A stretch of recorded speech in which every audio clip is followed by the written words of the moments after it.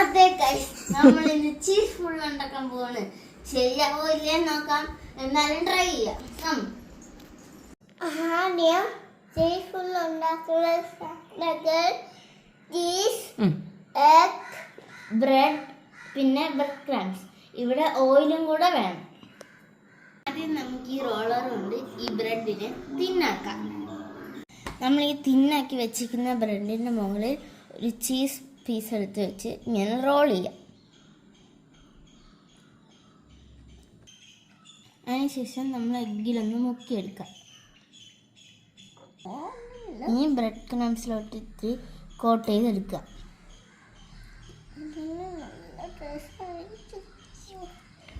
ഞാൻ കുറച്ച് cheese balls ആക്കി എടുത്തിട്ടുണ്ട്. അതും സെയിം പ്രോസസ്സ് തന്നെയാണ്.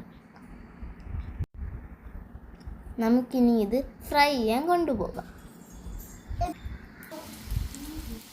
Yummy yummy.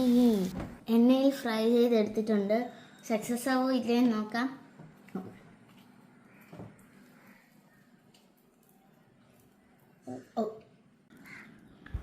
ചീസ് ഫുള്ളായി വന്നില്ല ഗൈസ്. ഞാൻ നല്ലപോലെ ട്രൈ ചെയ്തു, എന്നിട്ടും വന്നില്ല. പക്ഷെ അകത്ത് നല്ല ക്രീമി ചീസായിരുന്നു. സാധനം കൊള്ളാം, പക്ഷെ ചീസ് ഫുള്ളായി വന്നില്ലെങ്കിലും കഴിക്കാൻ നല്ല ഇഷ്ടമില്ല. എനിക്കിഷ്ടപ്പെട്ടു. അപ്പുറസിനെ എടുത്ത് വയ്ക്കാം. അപ്പുറസ് നിനക്ക് ഇഷ്ടപ്പെട്ടോ? കഴിക്കുന്നത് മാത്രമല്ല കേട്ടോ, ഇത് ക്ലീൻ ചെയ്യുന്നതും എൻ്റെ ഡ്യൂട്ടി തന്നെയാണ്.